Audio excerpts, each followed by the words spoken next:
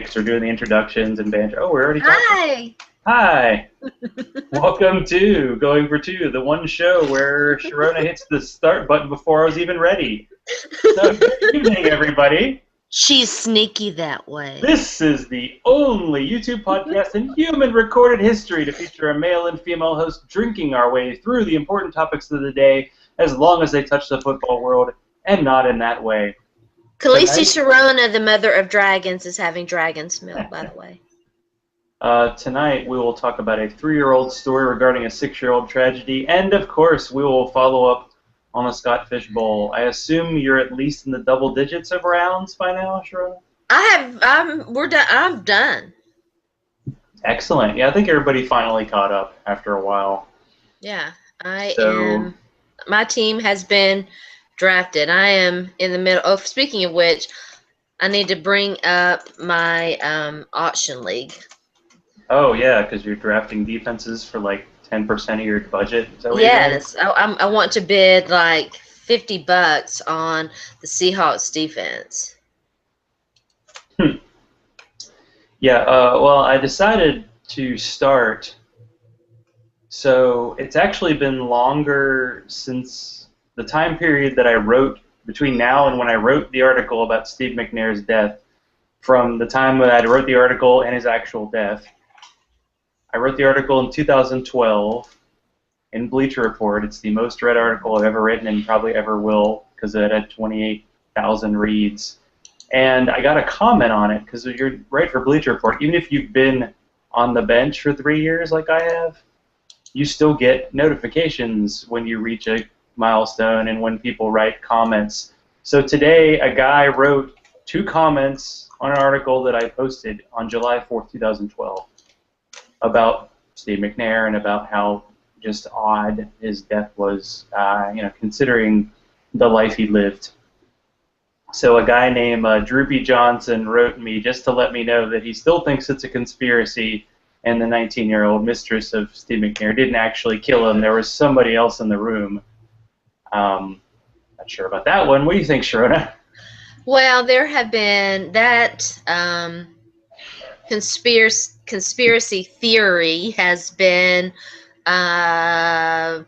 lingering around out there for a long time. And all I have to say is bullshit. Yeah, I think it was wrapped up pretty quickly and, for a murder case, pretty neatly in that she shot him, he died, then she shot herself. That was it. That was the end of it. And I know she had some sketchy dude who sold her the gun or something, but it seems pretty straightforward. Yeah. But it's, it was a sad ending to Steve McNair had a really good NFL career, guy from Alcorn State who probably should have won the Heisman Trophy and was drafted, I think. Do you remember who won the Heisman Trophy over Steve McNair? Was that Kijana Carter, or was that... He was one of them. There was him and somebody else, and then I think Steve came in, Mac9 came in third. I wrote an article about it. Was it just last year, year before last? Anyway, talking about that. Yeah. Well, basically, in his senior year, he had like 6,000 yards of offense. Mm-hmm. And they played 12 games. They actually made the playoffs, which was odd for SWAC, Southwestern Conference school. And yeah.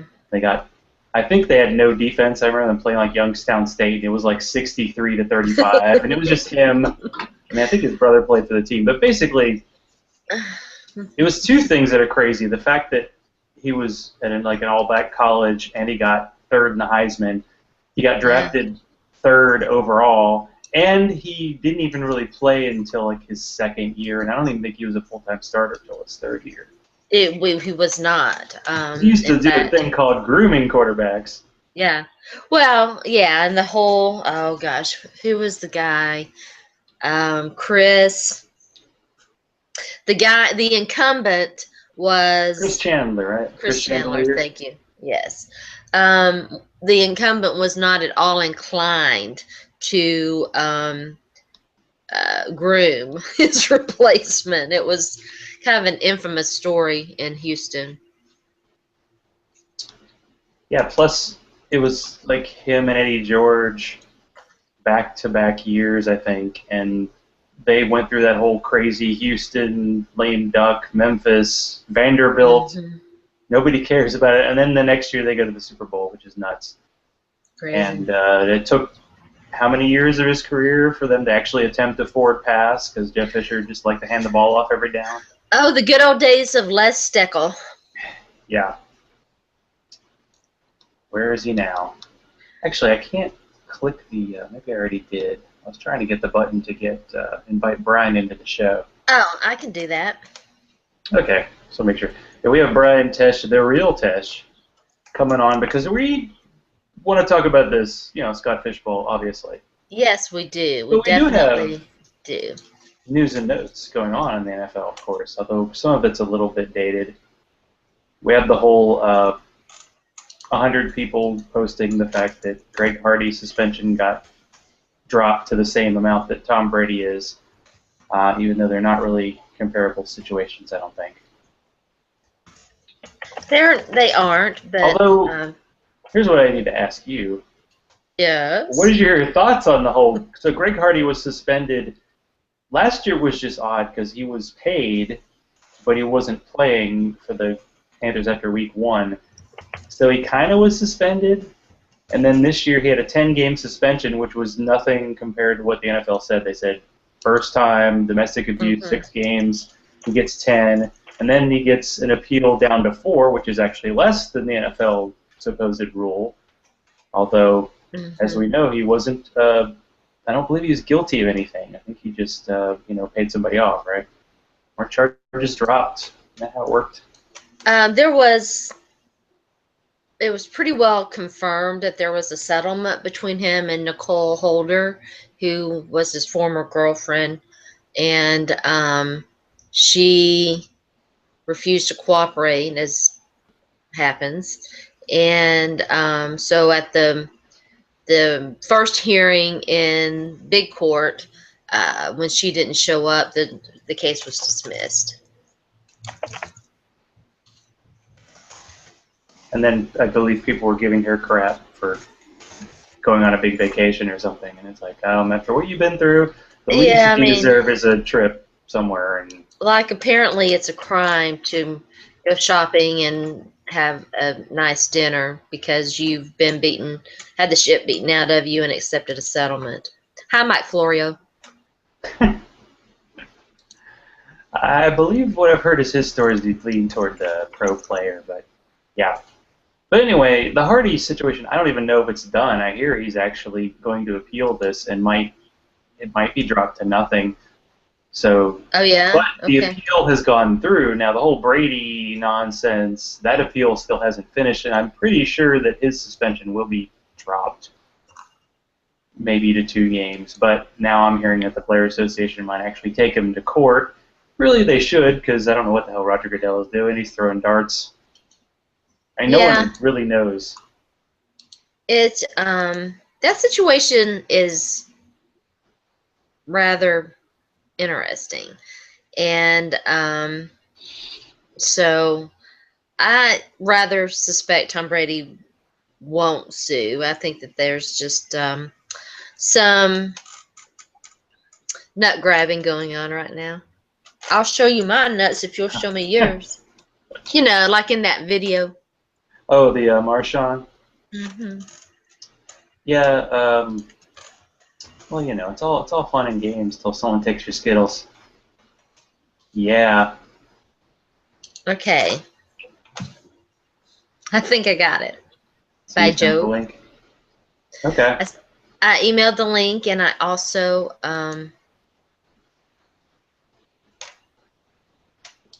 posted an invite.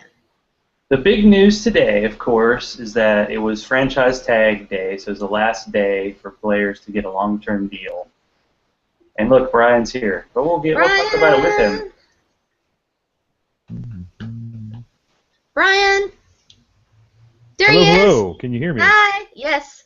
Hello, because Brian. I cannot hear you guys. Let's find out why. Well, at least that's half the story. Yeah. You're like most people who watch our show. They don't actually want to hear us. They just want to see our pretty Unmute mic. faces. What? Okay, give me a moment here. Okay. Looking confused. That's a phase I've been going through every week. Yeah. Brian's coming to us from sunny South Okay. Dakota, I believe. Sunny? Is it sunny up there? Which he might not actually hear me, so. I don't think he can hear you. So big, Yeah. well, we'll see. Okay, It was- so we're live, but I can hear nothing. It was kind of a fun day on social media because of the Des Bryant, Demarius Thomas situation. Yeah. it Amazing was- how their contracts were so similar. Yeah, the way it went is, I don't think like a tenth of as many people were talking about Dez. I can't even mouth because I got my mouth in front of a microphone, so you can't read my lips. But like, it's kind of like background music. Hey, Brian, I can't hear the people on Google when you Hangouts. can you hear us? Why? Nod your head if you can. He can't hear us, right? Okay. Yeah. What if we can mute? You do the old muterus. Okay, do I have a strict network firewall? Oh no. Let's find out. There's a red thing, which is a thing. Okay, live. Well, that's leave call. Settings, let's see. There's not a way to I mute wish I had other done this people. before. Yeah. Okay. This does happen. Let's see here. Technical difficulties Huh? on a Google Hangout. It's happened before. It'll happen Yeah. again. Play test Like I'm sound. doing. Let's see what we can do. Okay, I can hear that. Huh. Alright, so that's good. Whoa. Whoa. They're Whoa. ready to disconnect too. The guy's got his shirt. Okay, and then let's see here. This- Voice. Huh. Let's try unplugging. Well, now it's quiet. Yeah. Can you hear us with it Okay, unplugged? we're good there. One of Then, the earbuds. No, let's we see can hear here. him, so that all is working. Ah! Okay. Any luck? No luck? I feel like this guy could do some good voices. Why is it red? Just my thought. Okay, so we'll save that. Good there. And faces. Camera off. Camera on. Okay, so that's good. Try it without the head. Oh, he can't Unmute hear mic. Okay, so we're good there. Well, he can mute himself. Alright. There's a setting at the top of the window where you can check your headphones. Okay, that should. Okay. Setting at the top of the window. Okay. By the way.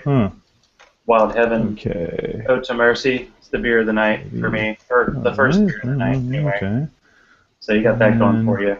That is so weird. Okay. Oh. You know what else we never talked about, Sharona? Didn't we ever talk about the end of What? Game of Thrones last Try season? mic in front. No, did I tell you that I was reading the books? Test Oh, sound. wow. I am on book 4. Okay. Ooh. Okay. Studio. Really? things. So you've read like 7,000 pages Headphones are then? working, which is neat. Okay. I'm on book 4, so I've still got. Well, I'm actually. 5, is it right? 5 There's books? 5. Well, they're say. I guess he's gonna have to come up with out with another book before the next season, right? Because I mean, I'm not into book 5. I understand that the finale, which I did see, is they kind of combined 4 and 5 in the last They can probably few hear me, episodes. but I cannot hear them. Uh-oh. Great. Let's find out. I feel like There's this a round song will be circle part of thing. somebody's Okay. trash-talking video before the season begins. Oh, that's pretty descriptive. Okay. Okay, stop at the window where you can check your headphones. It is the round circly thing. Okay, so. I can't remember, though, because I swear we had a discussion, probably on your show, Seeing about the whole settings. way women were Expanding. treated. And then Uh-huh. after that whole discussion, no, that's Google. then a Oh little my girl gosh, I'm got burned to death, such and an a old woman got person like trapped in a slut-shamed man's walked body. All right, let's see here. in the final episode. So I thought, wow, they really are stepping up their game, aren't they? Feedback. Yeah, it was. What? Okay, what did I even just do? Okay, I opened a showcase. Oh man. Let's see here. And then. Not sure if we've quite beaten the episode with the What are you even echo. doing? Okay. I might have to open another That's beer. wild. Okay, and then. Oh, that's a group chat. Oh, that's cool. Okay. Let me just give them a. And then. I don't know. Oh, maybe they'll team here. Where would the circly thing be? Question mark. You can't do the mute thing? Okay. Circling I thing. don't want to leave. Settings. This is probably something really easy that we can fix.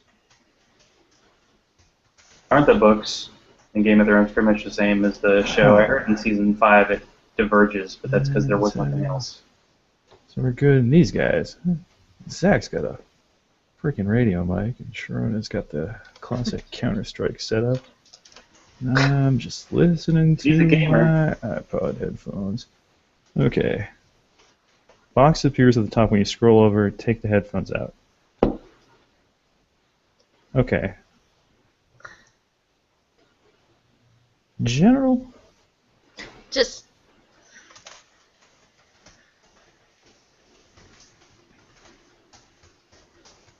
Plug them. Ooh, look at that. I think okay. we'll have Now can you hear us? Can you hear us now? You still can't hear us. Apparently not. So it's not a problem with the headphones. It's a problem with something else. The problem with the world, man, is a problem. Mm. The world is wrong. The world is a cold, cruel place. Conspiracy. I don't know what to. But you know, if you believe in curses, the Titans franchise has been cursed ever since they got rid of that whole McNair, Samari Roll, and Derek Mason trio. I think they were the last team in NFL history to end up in cap hell. Screenshot. Oh, wait. Hang on. Let me take this. Oh, here we go. Is that a smile? Wait. Is that a picture All of you right. or me? That was a picture of me, I think. I was going to try to, yes. You trying to get a picture of your actual settings? Yeah, I was trying. It's showing up on mine, but it didn't show up. I don't know. I remember one time I did have an issue with audio, but I hit one of the settings buttons and it worked. Yeah, you have to. Sometimes you have to go into your settings in the chat box and make sure your headphones are turned on. It's weird. The right set, because sometimes it I've never heard of defaults to default. I heard the person being heard by us and not hearing us. I don't think that's happened before. This has never happened to me before, trust me. Okay. He's going to exit out and come back in and see if that helps. So maybe it will. Of course, when I post this, I might actually just do a whole reset and start over after we fix these technical issues. We'll see. Do what now? I said if I post this, maybe it'll be after this whole technical issue because it's been like a few minutes of us just kind of drooling at each other. Well, what else is new? Yeah, this stuff happens. It's okay. We're hanging out. We're drinking beer. That's right. I mean, come on. All is good at the world. Football is coming. The best part is one of the first projects I'm going to be working on at work has to do with like big football package because I'm working for a cable company. So Oh, yeah. wow. It's like, here's an email we got to send to people. We give a Red Zone preview so they'll buy Red Zone. I'm like, yeah. I think I could work with this. I think I have feels for this. So, how many fantasy football teams are you going to have this year? I'm home for as many best ball I've done. So I've done 2 MFL 10s. Actually, like a week ago, was it 2 weeks ago? I was like, I'm going to be in a draft until the season started. And once the Scott Fishbowl got toward the end, I was like, you know what? No thanks. Oh yeah. Well, I was about to start a job, and I was like, I don't want to have a draft going on. Oh, I see him. Oh, now I can hear you guys. Yeah. Oh Wow. Okay, yay! so Hi, Sean. what's up, Sharona? What's up? Hey, hey, Brian. It is Brian. It's Brian Sharona. I'm doing okay. So how are you liking your SFB team? I've heard it described as ugly, but I would like to think of it as a durian fruit, that it is spiky on the outside, but it is extremely sweet on the inside. The trend seemed to be to go with the whiteouts, and I got stuck at 101, and it was just all the decent whiteouts to pair with Eddie Lacy gone. So it was just I just dove into the running back pool with both feet. It was. Yeah, but then I got a little greedy with the running backs in the mid rounds. I think I've got the best backs in my division, but I don't have a very balanced team. I need some things to bring my way. I'm gonna have to. I need to pull mine up. Okay, so Which we need division are you in, Brian? And hello, Brian. Welcome to Going for Two. Oh, there we go. Oh, sorry. I just plugged in my headphones, and wow. Okay, this is now working. So Yay! Little does the viewing public know that I had some pretty hilarious computer problems getting in. So now that we've solved that, I'm good. I am in the Derek Zoolander Conference, the Maury Ballstein division, specifically. All right. Yeah, because you mentioned Eddie Lacy, and I'm like, hey, he went #1 in my division, but now you're a bit different. Well, he was. I saw a roster out there that he went like 1-8, and the guy got DeMarco Murray in the second round, and I'm just like, what does a guy got to do? I mean, this is my first year playing the Scott Fishbowl, first real experts draft, and I'm just get stuck at 1. So yeah, drafting on the turn in the Scott Fishbowl is hell. So I just had to survive and adapt. So it's funny, yeah. You drafted, so you had the 1. Sharona had the 12, and I had the 11. So we all had this massive, painful, long wait. Oh my God. I was so good. I mean, my draft time was 5 minutes for the longest, and then I got stuck, and it just it got ugly. It did. It got ugly for a bit, and I have to apologize. We drafted really fast as a league, and I think I actually finished with the longest draft time at the turn, which is major no-no. So if anybody's watching out there, I apologize, because there was one day, what was it, that I couldn't access it at work. My phone died, and it was just like, oh, I'm sorry guys, I'm pretty much going to eat 7 hours of my draft clock today. So yeah. But other than that, it happens. Exactly. So yeah, I hate to do it because it was just there's some people that just go bananas over it, and I mean it's a draft in July. You gotta just kind of chill about these things. But when it does go I don't fast, like to draft before training camps and stuff. I prefer not to, but I mean there are opportunities at value. I believe in these early drafts that I mean if Uh-oh. Wow, that was a real freeze-up situation. I think we lost Brian. Dang. After all the work we did. Well, I guess if he comes back, he'll be good. I'm trying to pull my team up. I'm having trouble because I'm not logged in, and you know how that goes. Well, it's tough because if you try to look one person up in a draft, you have to scroll through a list of 60 people. That is bizarre. Brian looks a lot like Rotopad. I'm just saying. I've never seen two of them, in the same room. So. Oh yeah. Could be something there. He's got the hair. We're on to you. We're on to you. It's okay. Just gave me an opportunity to pour my, second beer. So beautiful. I only have one beer. No fair. There it is.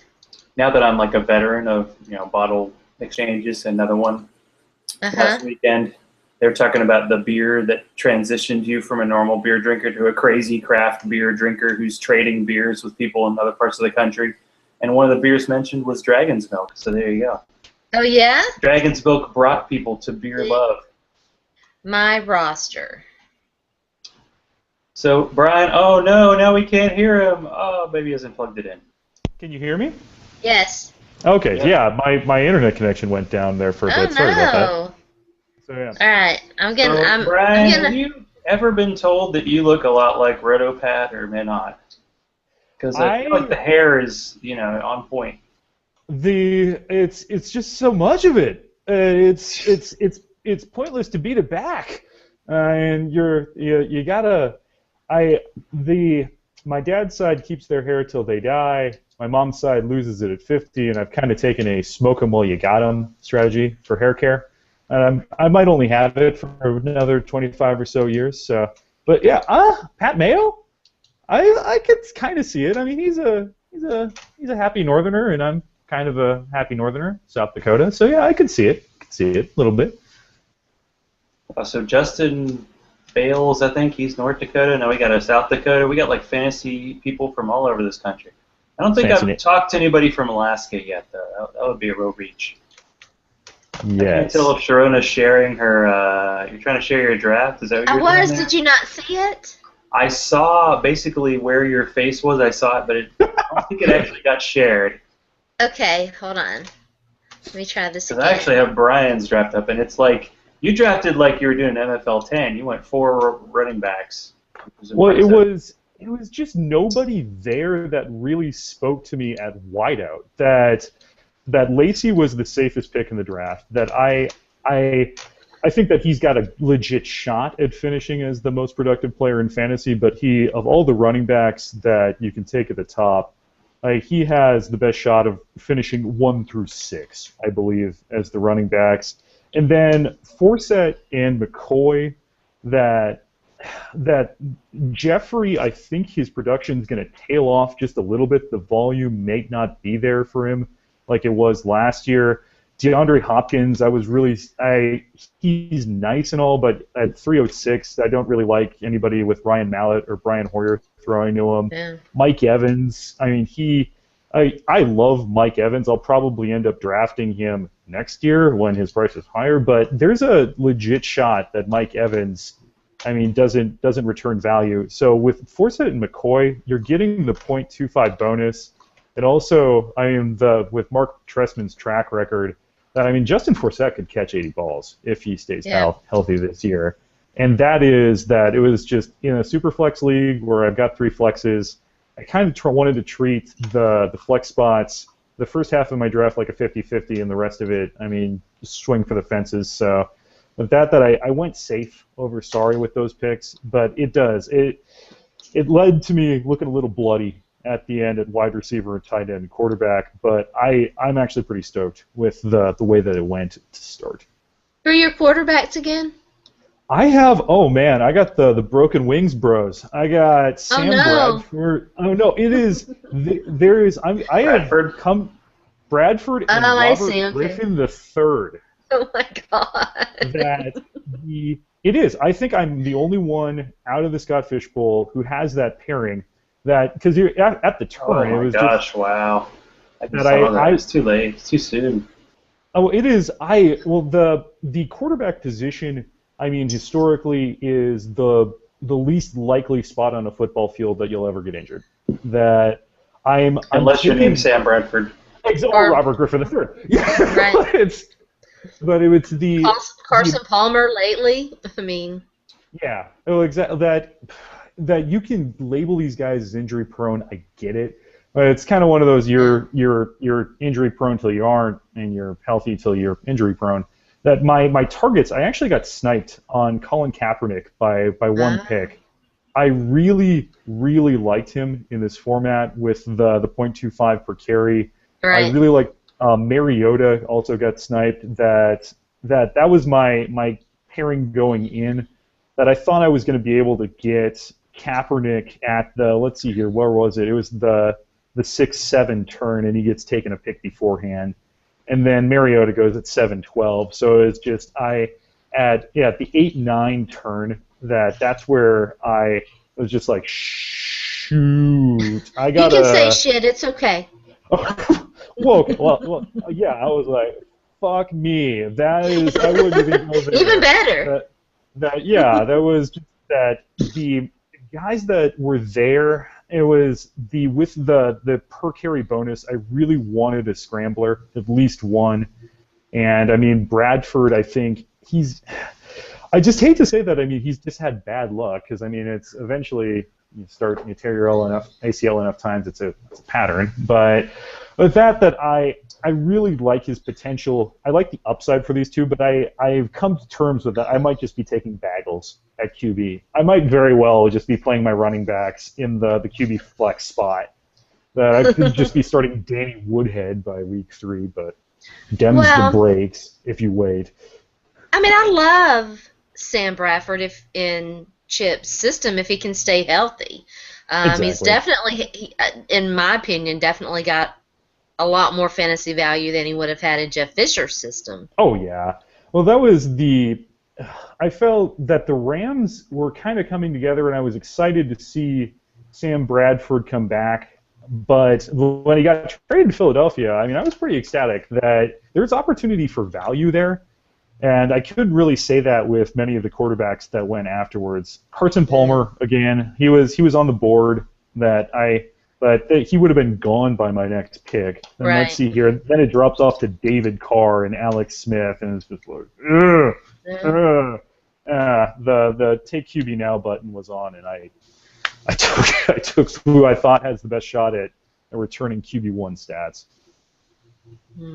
It's impressed you held out that long. I went ahead and shared your draft with the world.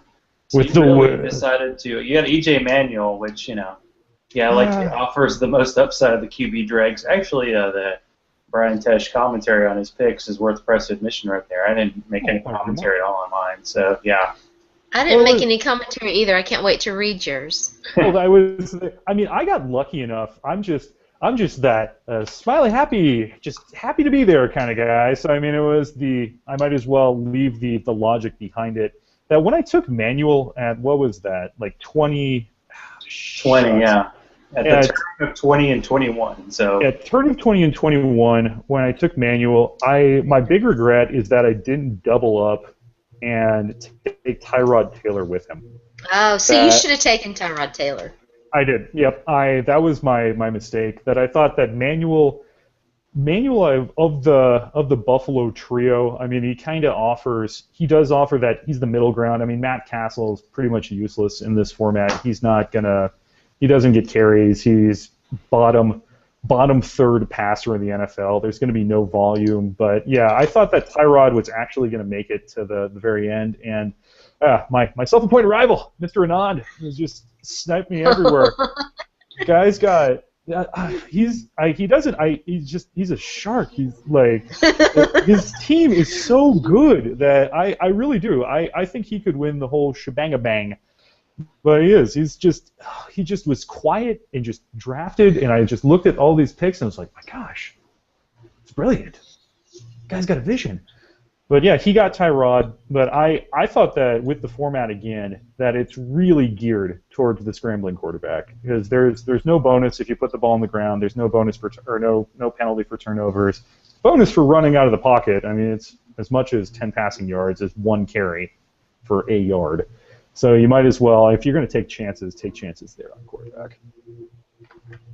Yeah, I ended up with, Cam was in the 4th, which seemed like a big drop, and then I ended up with Alex Smith and Blake Bortles, that's going to be tough because usually those are the kind of guys you grab in an NFL 10 because you don't have to actually have the, dirt on your fingernails of, I had to actually start Alex Smith or Blake Bortles. But he'll get some carries. On purpose.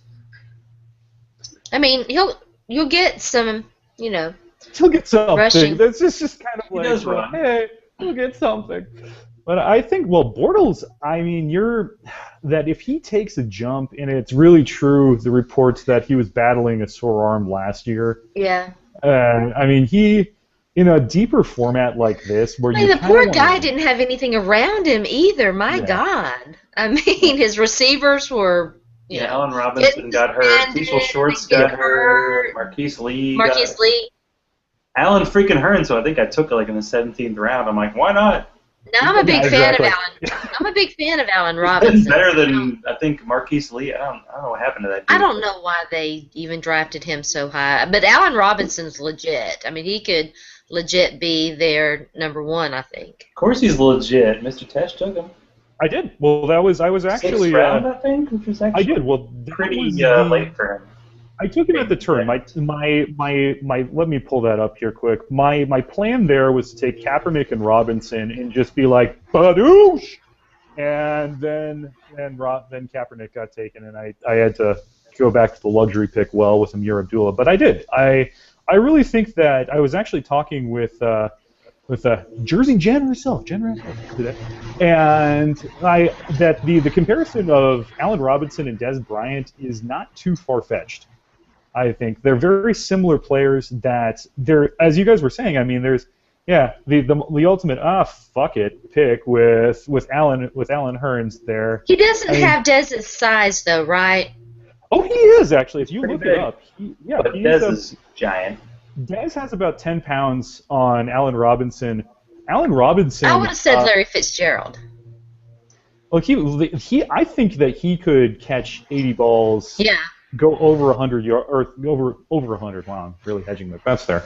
But over 1,000, like over 1,100 yards and catch 7 touchdowns. If they can protect Bortles and he stays healthy, I agree. I mean, I think he's going to be their number one. I really do. Can I throw in the Oprah here? You catch 80 balls, and you catch 80 balls, and you catch 80 balls. Everybody gets 80 balls. Yeah, I didn't do it. It's not good. I'm like Stedman. Anyway. The Des Bryant comparison is interesting. I'll have to think about that. But yeah, I can see that. Oh, Desi. Yeah, it was. Well, I'd say it's unfortunate, but we do have Brian, who's awesome. But Jen, talking about Dez, she was like talking about finding beer in the fridge at work and chugging them because Dez was going to sign his franchise tag. Where do you work at where you could? I don't know. I mean, maybe I've just been working at the wrong places, I guess. Yeah, really, no doubt. Yeah, she does like accounting for like TV shows, so I'm guessing there's a lot of boozing going on. Because I'm just like, hey, Brian, clean out the fridge, and it's just like, well, mayonnaise from the Reagan administration. Hooray! Don't drink that. Yeah, well, you might get drunk on it, but you're probably going to die. I would puke. Oh my god. Yeah, well, that is. I've had to. Oh man. But I don't like mayonnaise. Oh well, that is ugh. It's cleaning out. I was just like it's I would gross. not wish that fate of cleaning out the office fridge. No, it's just so. I mean, I'm glad that they got something done. Well, it was. It was a guy who does baseball projections. He has a system called Zips. His name, I believe, I'm going to butcher it. Dan Szymborski. That how much that the football players. They need a better fucking union because it was what was it the guaranteed money that Des Bryant got was the exact same amount that Juan Pierre, replacement level outfielder de jour from the mid to late 2000s, made. Zach was talking about that too. I was amazed with that. That is just like how much over replacement level Des Bryant is. Like if you took Des Bryant out of Dallas, I mean that is their passing game it's nothing. I mean you've got Cole Beasley. Yeah, well Cole Beasley, Lance Dunbar, come on. Undrafted free agents of gold. Golden fellowship. Miles Austin, the undrafted free agent of gold of yesteryear, could be their number one. Oh yes. If I actually saw him drafted in a few places because. Well, he's not. I mean, if you're in a 22-team league, you might as well swing for the fences. And I mean, Miles Austin's kind of one of those like, One of those things I really liked about this league was because I love the fact there's no team defense. I love the fact there's no kicker, and because they're 22 rounds, you got to see all kinds of players drafted at the end. No other draft. You took Corey Washington because you had what is that? What does the guy get? Who's the last draft pick? Was it Mr. Irrelevant? Mr. Irrelevant. You should have a little parade for him.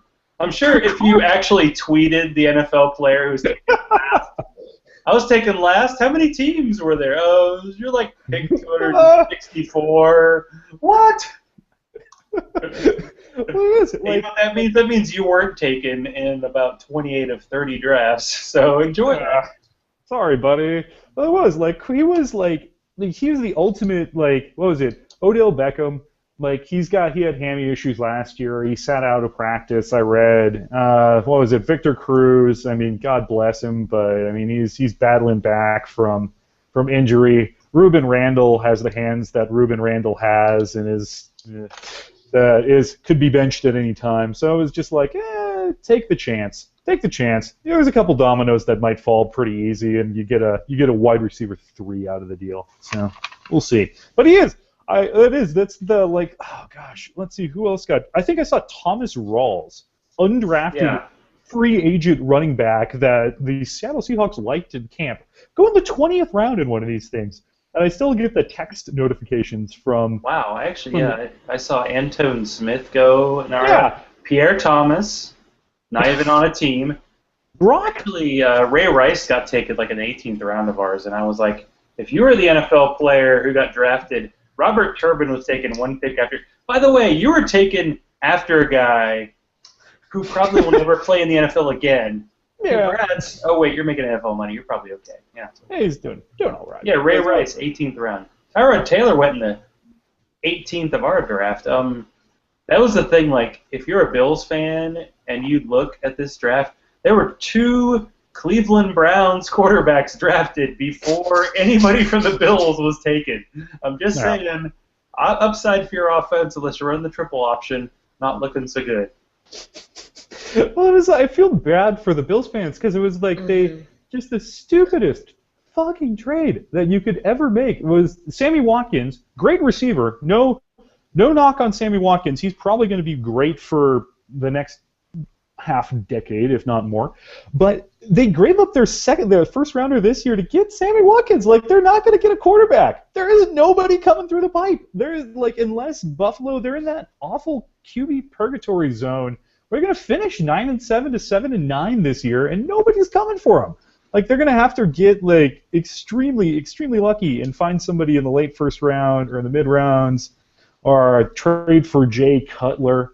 There's nobody coming. That would be a Hard Knocks that I would want to watch with Jay Cutler and Rex Ryan. That would be fun. Two of them partying. Yeah. So in South Dakota, like, who do you root for then? Do you have an NFL team? With that I actually was born and raised in Western Washington, educated there, worked there for a couple years, and then my girlfriend There's too much action here. Let's go somewhere else. Yeah, well, oh man, I want to slow down. Like, I want to go into the witness protection program for a couple years, and South Dakota's the state to do it. My girlfriend teaches art and has a photography business out here. Moved out here, finishing up my degree. The eastern side of the state is basically Minnesota. That it's just an extension of it. That they root for the Vikings. A lot of people root for the Packers, and then the western side of the state, after you cross the Missouri, I mean, that's just an extension of Wyoming, Colorado, that kind of cowboy country. It's just Broncos country, the west side of the state of South Dakota. But a lot of times it's bandwagon. I mean, you see a lot of Heat jerseys still hanging around from when LeBron played there, because the Timberwolves have been terrible. Pretty much the whole state roots for the Twins, I would say. Yeah, Twins on the east side of the state, Rockies on the west side. Let's see here. Yeah, the Timberwolves have just been bad for so long that everybody just roots for the Lakers or the Heat, and I don't even root for the NBA anymore because the Sonics moved. So sad. And let's see. Yeah, that's pretty much it. I know. You guys get the fun Memphis Grizzlies with. Oh, they are fun. I mean, they're still in the league. I don't know. They're still there. Zach has the Atlanta Hawks. I barely acknowledge basketball. It just exists. He doesn't know the NBA exists. Bryant and Demaryius Thomas would be the 28th highest paid 12th player on an NBA roster right now with their contract they got today. Yeah. $14 million a year, baby. Yeah. That's just good money. I really hope that I don't know when the next CBA is up, but they gotta fix some shit in the NFL, because I mean it's the most popular sports league in America. It's the riskiest sport to play, and eventually, I mean, you're going to get the talent pool is going to deplete if you don't pay the talent. So, I mean, that's, in my opinion, I'm rooting for the players to get their cut in the next CBA. Well, I was thinking about Charlie Ward, who won the Heisman, but then got drafted like in the 7th round, and he was like a backup point guard in the NBA for, I don't know, a decade, and he made a lot of money, and it's like, huh, so if you have equal talent in 2 sports, you know what to pick, or pick baseball because you get guaranteed contract. What was it, Robinson Cano? Like, he was owed something like $240 million, and that's like 3 years into his contract, and you're getting every dime of that money. Yep, he's going to be on a rascal scooter out there at second base by the end of his contract, and still making $20 million a year. And for both, like Demaryius Thomas and Des Bryant, they had to claw and scratch for every dime of guaranteed money that's probably like guaranteed in the next year if absolutely nothing goes wrong with you at all. Yeah. You have to put up career best numbers and not have like a toenail injury the entire year to keep getting that money. But and what's the Demaryius Thomas negotiation just amazes me how just the domino fell right there. Like, John Elway just calls him like, "Hey man, you cool with the Des contract?" "Yeah, I'm cool." And then ta-da, like that's your negotiation. Like there was just one back forth in that. So yeah, amazes me.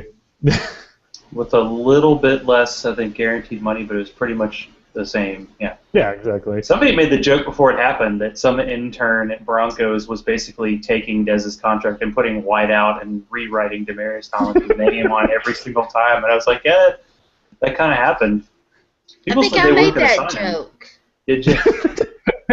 Sharona's just like, "Excuse me. I'm still here." Made by me. So are we ready to talk about how awesome my team is yet? Yeah, we need to talk about you because last time we did this a week ago, and I believe it was like on round 12, and I think Mike was on like round 10, and you were on like round 4. And you were at the turn, like you were at whatever it was, like the closest pick, and you had only picked 4 players, and I think they were all Packers, which is not a dumb thing to do. So how did it? Brian, they weren't, but they were most. How did it turn out for you? You got we have at least one player in common. Where are you, Sharona? Do what now?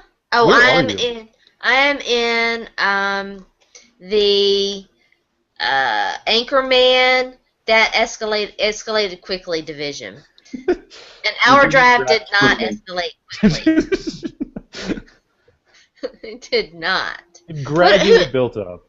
Who is our player in common? Devontae Adams. Ah. You got him like in the 6th. I think I got him like in the 11th. So I was like, yeah. Well, you know what?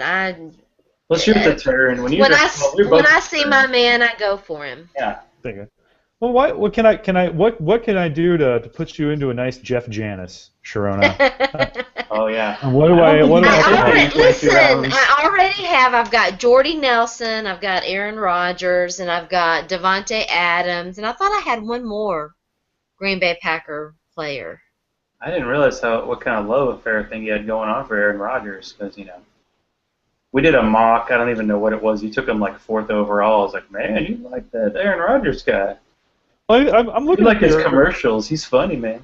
There's only like 2 guys I would do that for, and that's Andrew Luck or Aaron Rodgers. Otherwise, I'd sit back and get a mid-tier guy. In this setup, to get him at the end of the first is actually that's pretty low in comparison to the rest of the drafts.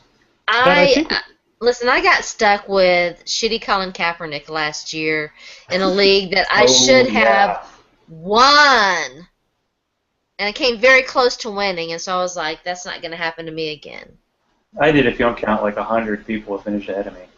So I had the good record, bad total points thing, so yeah, I got in the playoffs, but I got spanked. If I'd had a decent quarterback, I would have won this league. I came in 2nd place. It's a league where you can enter your team in multiple leagues and play, and so the team that I had. What hands? What do I do with my hands? guys. So my team, I entered in 2 different leagues, and I came in 2nd place in one, and 4th or 5th in the other. But the league where everybody made fun of me for drafting Tom Brady, when is still champion until forever, right? Yeah. The whole time. yeah, Because that was a 1-year dynasty experiment, right? it was, and that league folded. So I shall forever be the champion of that league. Do you still have like a warm feeling inside because you got Teddy Bridgewater in the 6th round? Do you still I like do. feels good? You sleep well at night because of that? I'm going to sleep very well at night. I got Teddy Bridgewater, and did you see who else I got? Well, you got Aaron Rodgers. I'm just kind of scrolling down your We're draft talking here. about the Vikings. You got Charles Johnson, who I believe Brian got him super late. I think I he did like just 11th get round. Charles Johnson. I did. I believe I got him around the Okay. same spot as Sharona did. That is a hell of a turn, getting Tevin Coleman and Charles Johnson at the 7-12, 801 spots. Like, that is value right there. That's what I said. Yeah, Tevin Coleman, I mean, even the bottom 25th percentile outcome, at least in my mind, of his season is finishing as running back 24. I mean, all he has to do is beat out Devontae Freeman, who is not particularly fast, particularly big, or has particularly great stats.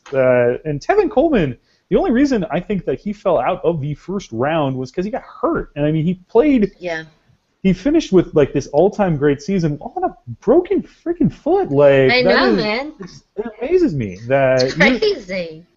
you monopolized the rookie running backs. Which I did. I'm not a big Todd Gurley fan, but that's okay. I mean, you got Tevin Coleman. I picked him for 7-12. volume. That's all right. You know, I picked him for volume because I know once he hits the field, Jeff Fisher's going to run his ass off.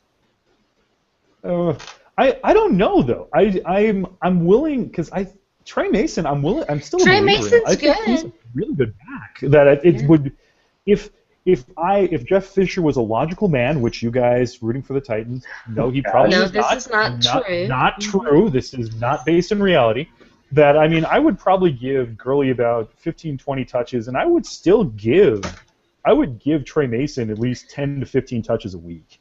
In Chris Johnson's rookie season, he and Lindell White both had over 1,000 yards rushing. Really? Oh, man. Lindell White. I don't know. Lindell was pretty.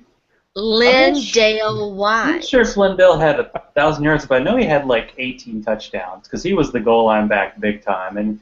And Chris Johnson was nice and fresh until Ed Reed twisted his ankle. We will forever. I'm gonna throw. Let's not talk about that playoff game. It was going so well. You can, but you can forgive and move on because you took Rashad Perryman in the ninth round. Well, that was you were on fire there for a bit because I got Jarek. I wanted Rashad, but I think that because that's why I drafted Kamar Aiken. I think that the Ravens are going to be tremendous this year, and you want pieces of that offense. And Rashad, I think what did Torrey Smith have last year? 6,800. He had crazy touchdowns, but I think 6,800. Rashad Perriman could very well top 1,000 yards, 7 touchdowns. I kept wanting to draft Max Williams. Max Williams kept sitting there and sitting there, and I understand why people were. He got drafted right when I was like, "Fuck it, I'm going to do it."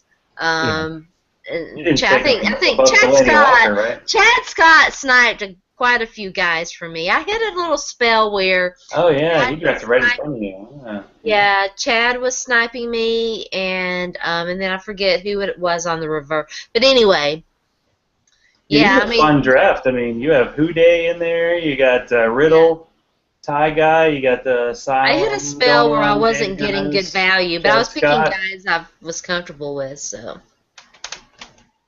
Well, you did. You got Taliaferro, who that is. I like Forsett, but I'm kind of. I am going to have some sleepless nights with this league. Having Bradford, no insurance, Forsett, no insurance. Yeah. That Buck Allen and Lorenzo Taliaferro, they've got some real of all the handcuff backs.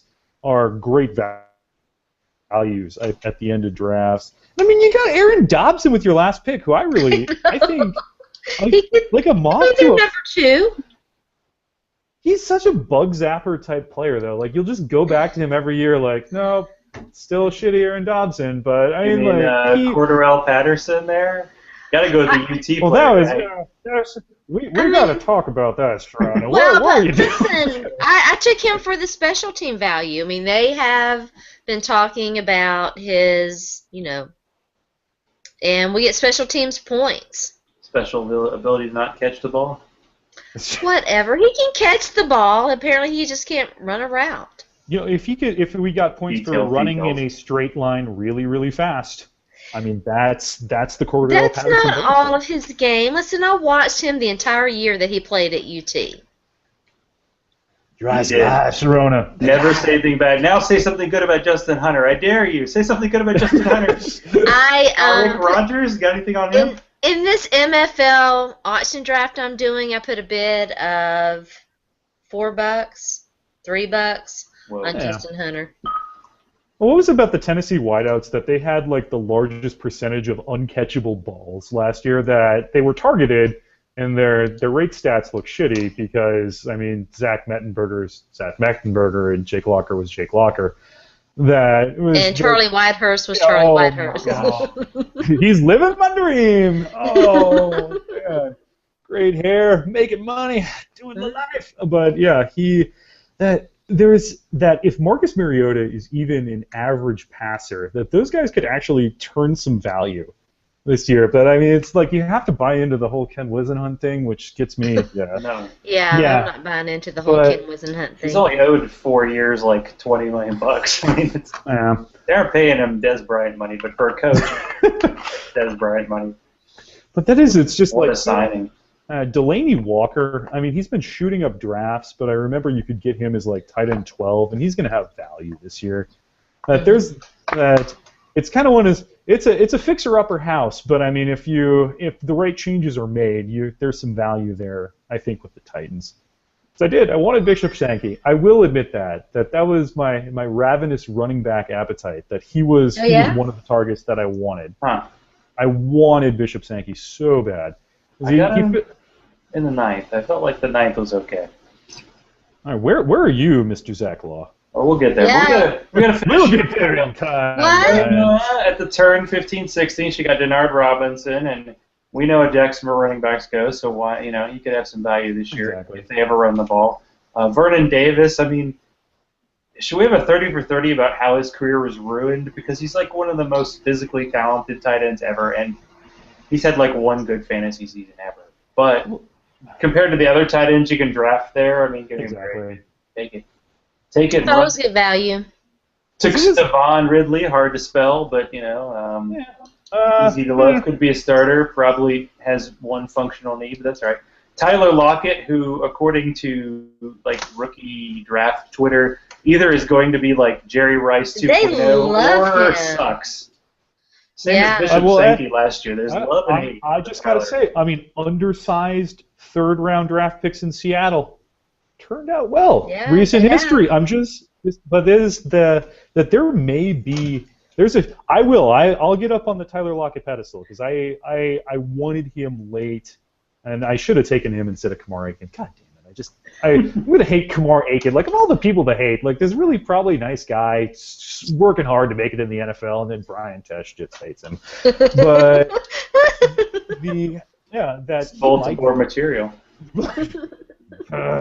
Aiken. That Doug Baldwin, undrafted free agent. Ricardo Lockett, I mean, he's a special teams guy. Jermaine Kearse, he's just not very good. The stats prove it out. Another undrafted guy. Paul Richardson's hurt, and they drafted him to return kicks, and he's going to be twice. Yeah, well, I was as a Seahawk fan. There were a couple games. I think it was the Kansas City game where we threw. It was like a 4th and 8. It was a deep out to Richardson, and he just didn't even go back for the ball. And I just thought something in my head: if we draft Jordan fucking Matthews, we win this game. But because he was taken after Paul Richardson. But yeah, Tyler Lockett might very well be the most talented receiver on the Seattle roster. I think that he is. Basically, the only thing I'm worried about is blue ball syndrome from Russell Wilson. Oh my! Oh, Wussy. You've been saying that all night, haven't you? Just waiting. Michael Rivera, you took a Tennessee, another Tennessee guy. So. Listen, he's the best tight end on the Raiders roster. I'm sorry. Sorry. I kept Stephen Clive Walford like as the top you're not guy on down. ADP. He was not their top guy. I was like, what the I don't think he got fuck? drafted in our league, so yeah. Yeah, well, he did because he's a rookie tight end. You just you don't go broke not betting on rookie tight ends. But he is. A weak year for tight end. I mean, seriously. Well, yeah, because I like Max Williams, and then he just runs like a 4.8, and it's just like, fuck. Yeah. Like, But I think speed's just overrated for tight ends. Well, I mean, it's more about power and acceleration, not speed. And he is a really, really he is a redshirt sophomore, so he's like a really young rookie. I feel like he can still kind of develop, grow it into his body. I mean, he does hurdle guys, which we like seeing, although usually it ends up in injury in the NFL level. That's why I love McCall Rivera. He's got this nice, soft hands. Did Tyler Bray throw him the ball? That might explain why he was drafted. Yes, he did. It was Tyler Bray throwing him. I mean, imagine Tyler Bray is kind of the pre-Zach Mettenberger. He had a bunch of NFL talent on his team, and he couldn't hit the broadside of a barn unless he was throwing a beer bottle. I tell you. I don't know anything about this, and it has saved me so much stress, and I love it. Yeah. It's the tat. It's the back tat, apparently. The back tat? Oh, he's no A.J. McCarron. I mean, come on. Well, he very well might get a start this year. A.J. McCarron might get a start. Because what was it? I did a piece for Fantasy Pros, and it was really hilarious that if you search Andy Dalton's name and you type in Google search and you limit the dates from January 1st to January 31st, and you go back from Andy Dalton's rookie year, it's always the same fucking article. It was Andy Dalton, is he the answer? 2010. Same article, just different words. It's a Mad Lib that everyone writes at the end of the year. They just fill in a different adjective here and there. That eventually they're going to have one of those bad Andy kind of games, and most popular guy in town's the backup quarterback always. So I think that A.J. McCarron, he might get a start here and there this year, but we shall see. Well, the only thing I have to say about Andy Dalton is all of his receivers were hurt last year, so I feel like he could bounce back because it was 2 years ago he finished at quarterback 4, but he'd have that 3-touchdown, 300-yard game followed by the 180-yard, 0-touchdown game against the AFC North. So you just couldn't trust him week to week. That was my probably be a better best ball guy. My pet theory on one of the reasons I think QB streaming has gotten more mainstream is the fact that Andy Dalton was QB4 2 years ago. That is you can't predict that. You might as well just wait and then just amalgamate this quarterback instead of drafting one highly, because I mean it's it's a passing league now, and the degree of difficulty it's gotten a little bit easier to be a good passer in the NFL, so you might as well just take the dregs and patch them together as matchups see fit. So I think I have 3 players in common with Sharona. So is that good or bad? I'm not sure. Which ones are they? I got Melvin Gordon. I got Devontae Adams and Dwayne Allen. You got Dwayne Allen in the 13th. I got him in the 15th. I swear there was one article that came out, and this is how fantasy industry can be. One article that said he was inefficient last year, and his draft position dropped 5 rounds the next day. I was didn't he score 8 touchdowns last year and he was hurt? He was a touchdown machine. It's crazy. The Titans twice, although I think one is week 17. Sorry, everybody. That's unfortunate. It's really sad. If you see the Titans week 17 on your team's schedule, you automatically drop them in fantasy 3 rounds. That's just how it goes. I think too soon. Ever. Uh-oh, we got darkness. Sharona, it's getting dark. No. Did the power go out? Oh, you're back. No. Okay, good. But I will cop to being scared by the red zone efficiency numbers. I think he got like 8 out of his 9 targets he caught or something like that. He And it slipped was like, in my league. Oh, Sharona, are you there? yeah. Oh yeah. Oh, dark, sort of, maybe. Oh, I did? You were out for a minute there. I hit it. I was One saying that I hit dragon's a... milk and you passed out. What's It going must on? be. I was saying that I hit a spot where I didn't really like all the wide receivers and the running backs, and there had been a run on tight ends, and the tight ends were getting really shitty, and I was like, I need to get somebody that's good. Yeah. Well, that was it was my biggest regret. I like Danny Woodhead a lot this year, but if I had to do it all over again, I would have taken somebody like Jason Witten as like just a stopper. Because right now my tight ends are, I got Josh Hill, what was his name? Virgil Green and Rob Hausler. Like that's the tight ends you get. It was like if you're going to go shitty tight end, you might as well swing for the fences. But if I had to do it all over again, I would have taken somebody like an Allen or a Jason Witten with one of those mid-round picks. So you're all running back and receiver then. That's your big hope, huh? That was. I didn't even view it. I kind of was viewing a positionless draft in the beginning because the key, in my opinion, to win this thing is to win at the flex. That if those 3 spots, if you're better than everybody else, you've got a pretty good shot at winning the whole thing. And tight end, it was like you might as well swing for the fences from that spot because if you're going to patch somebody, you can patch tight end. But I have a feeling that it's going to get really dry, and I would give anything for like a Heath Miller or something like that. Come like here. Those Yeah, Heath Miller's still. He went like 18th round or something. He went really low. Well, it is like you can get somebody. What was it? Jeremy Hart, Snipe Squad Hart over there, getting it done. The fantasy gumshoe. He got me a couple times. As it was, those older tight ends in an expert league like this, where everybody kind of wants to be first on these breakout guys, that they slipped, and I did. I got guilty thinking they were going to slip further than they did, and I got just shut out of the old boring tight ends. But those, that if you miss Rob Hausler's talented. If he gets, I know.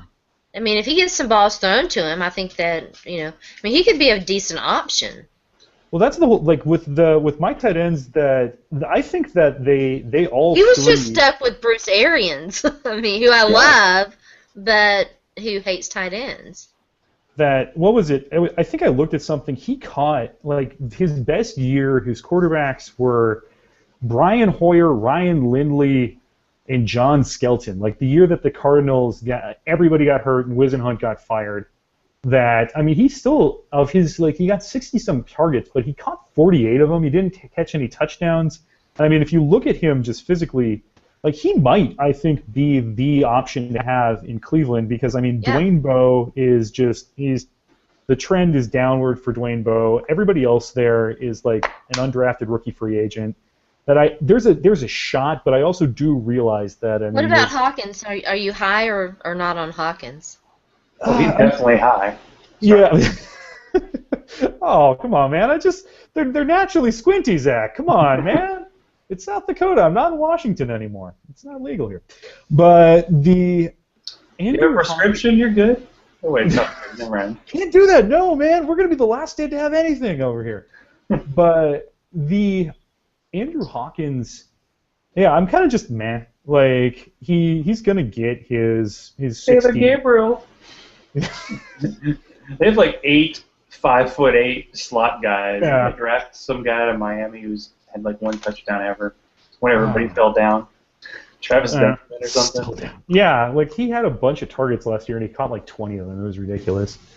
But it was that there's targets to be had. Was in Cleveland, if they start Johnny Manziel and they started all those 5'11" guys, they'd have everybody on the field in a skill position under 6 foot, which is just insane to me. But, Factory of sadness. So sad. So sad. I am so lucky my team got a quarterback in the third round. Not gonna lie. Not gonna lie. So you're a Seahawks fan, I guess. Rusty. I am. Let me tell you, I saw Russell Wilson play in the preseason, his rookie year, in Nashville against the Tennessee Titans, and I was like, and who they had just traded, or they paid Matt Flynn like a Yep. buttload of money. $10 million. And I was like, this guy is about to take his job. And he did. Well, it was like, if you want to find some, I mean, there were people that, because I was actually, during that year, I was in Tacoma working for Habitat for Humanity, and Russell, that was the thing, that there were two very divided camps, but it looks kind of hilarious that there were some very, very vehement arguments for Matt Flynn. oh And yeah, if you ever want to go back and Google some stuff, that people love the daylights out of Matt Flynn. I don't know why, because Russell Wilson, I mean, he had everything that you wanted in a quarterback, but he's 5'10", yeah, and it was he had probably some of the best college stats out in terms of QBR ever coming out. I mean, he's fast, and he can make all the throws, but he's just short. So I mean, it's one of those like, oh my gosh, we got so lucky, because we would have been, the Seattle Seahawks probably would have been like 10-6 with Matt Flynn quarterbacking them, and just this great defense and Marshawn Lynch. But yeah, we wouldn't have won the Super Bowl. Not in the slightest. Probably still. I like Russell Wilson. I was just sort of. Yeah, you have to make fun of the yeah. whole thing. I'm sorry. Trust me, it's okay. Because when he started out, it was just like, yeah, good for you, Russ. You're just happy to be here. You're just working hard. You're just studying, and then gradually it's just like, Russ, get out of the deep end. Russ, you're going to drown in. No, Russ, no. Russ, shut the hell up. Yeah, exactly. Where it's just like, oh, and then now, yeah, he's just like, God told me. It's just like, well, though, like I'm okay. If you love God, that is all right with me. But I don't tell. I think I tweeted this. I don't hear God telling me, Brian, we need you to date Jennifer Lawrence. Like, that's not happening for me. It's just like, Russ, who'd be good for you? That chick who did that song Goodies. Like why? Who is God telling you this? Just, whatever. Yeah, it's bizarre. It's bizarre. But yeah, go home. Yeah. The Legion of Boom. Oh, it's impressive to see. I think people have brought up the fact that they have all these defensive guys they drafted, and they can't pay everybody, so maybe the defense is going to fall apart, and maybe eventually they'll actually draft an offensive line for Russell Wilson. Sorry. Because he's going to get beat up one of these years. But well, they did that funny. kind of this year. I mean, they threw a bunch of mid-round picks at it, but I mean, they're going to lose their left tackle. They're going to lose Russell Okung next year because they can't pay everybody, and they're going to. They already traded their center too for Jimmy Graham. Yep, they did. That Unger got hurt, and they kind of my view on just reading the tea leaves of the situation is that they decided, we can move along without him. That they were fine enough with a couple guys that they had in the practice squad, and they were fine enough with they brought in a guy in the 6th round that they think might challenge. But it's just like they're eventually going to need to throw either money or more draft capital at it. But I mean, it works. I mean, they found what kind of works for them. But so. Yeah, being in a Super Bowl last year, and I don't think any of their receivers had been drafted. Because I think Paul Richardson had been hurt at that point. Yep. Every single receiver on the roster in the Super Bowl undrafted, and Chris Matthews, who I don't think had a stat. He did not. Super Bowl. Whole year, he did not. He got hurt in the CFL, and then he actually got cut. I mean, he was on the practice squad for a bit, and he just got promoted to the active roster because Richardson got hurt. And he gets an onside. He gets the famous Brandon Bostic onside kick, and then the next week he's a Super Bowl hero because he's on the active roster. And it was a revelation to see what Russ could do with a actual fairly competent big receiver. So we'll see. I mean, I don't like him in deeper formats, but in daily formats, if you're looking to punt that last receiver spot, you can do worse than Chris Matthews. Yeah, you could have a Titans receiver. Oh. Dorial Green Beckham, though, man, he's gonna be good. I got him in the third. Yeah, what a weird. Missouri gets the number one recruit in the country, and then the dude can't stop smoking pot. Yeah. So we'll see how it goes. Should have planned his college choice better. Yeah, he should have gone to Arkansas. Those Arkansas people were still pissed about that. You gave him fried sushi at every, like, yeah, if the guy says, if he's an 18-year-old says, I like fried sushi, you give him freaking fried sushi in Columbia, Missouri, every meal, and it's awesome. And anyway, yeah, that's enough of that. And so those darn Tennessee receivers, huh? Anyway, so those darn Tennessee where receivers. do people find you? Because it says you're a fan, but I feel like you're more than a fan. I feel like you got stuff going on. Well, I got caught in the gray area because when I read about it, I do the news blurbs for the NFC West for FantasyPros.com. I also write a little bit for on and off for Player Profiler. I'm on the email list for Numberfire, but I just haven't. I need to make some time to write for them. So if anything, I mean, I'm around. That I'll do long form for Fantasy Pros. Let's see here. What's the last thing I did for them? I did the stringing together quarterbacks during Tom Brady's suspension. I did an article on that. For Player Profiler, I did something called College Dominator Rating, which is your percentage of yards and touchdowns. And I found that there was massive inflation in that for small college wide receivers. So I kind of did a pump the brakes bit on them. So playerprofiler.com, I write for them. And I just like to write for sites that I personally use for fantasy research. Yep, those are the big three, and I'm blessed enough to write for them. Awesome. And the real Tesch. That was okay. So is on the Twitters. That's where you find There's him. a story here I can And see. it's not John Tesch, it's T-E. No, because S-C-H. it is like being Michael Bolton in Office Space in real life, where it's just like, oh, John Tesch, are you related to him? And it's just like, no, I'm not. For the 19th time, I'm not related to John Tesch. Did like his work for the NBA on NBC, but I don't know anything else about him.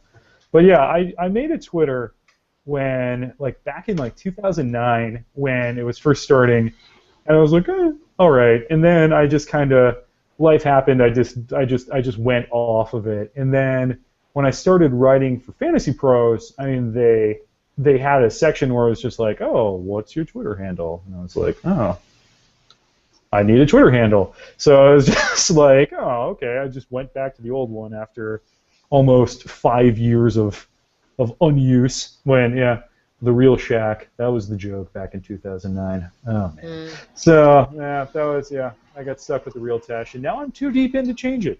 So, the fake Tesch, not me. I'm the real one, apparently. There you go. Exactly. So, that's where you can find me. I'm pretty laid back. I'll interact with you, make some jokes. He's a great Twitter follow. You should follow him. You should. He's starting to step it up as the season approaches. Yeah. There we go. I'm gearing it up. So, Sharona, what are you up to, and where can people find you? I believe your talk back is back talking. That talk was back this morning with the return, a 2-hour episode. So if you haven't listened to it, we talked about a lot of things. So tune into that. I think and I'm hoping that Game Over will air on Friday. If not, Back Talk will be back on Monday. Always with Zach on Wednesday night. And, you never know what I'm going to write, so check out my website, Back Talk with Sharona. Sorry, guys, that's my dog having a fit in the background. That's all good. Snufflin'.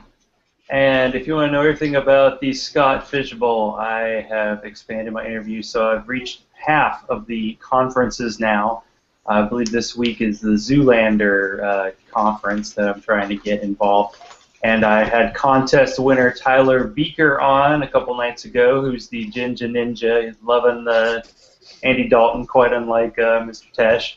But that's okay. We all have different views. There are 360 of us, we can't all think the same. Exactly. So I will be updating those interviews as I can. Sadly or unsadly, I actually have a job now, so I can't post interviews all day. It's very sad. But yeah, Zach Law Online, I'll try to keep those interviews rolling. And probably just going to do a conference every week till we're done, because we still have about 2 months till the season starts. So it's okay. We can relax. Everybody signed their franchise tag as far as I can tell. So for Mr. Tesch, for Sharona and her pup, and for me, we're going to say goodnight, everybody, and kiss my grits. Grits are awesome. So, they're not really bad. not. I've had them like twice in my life.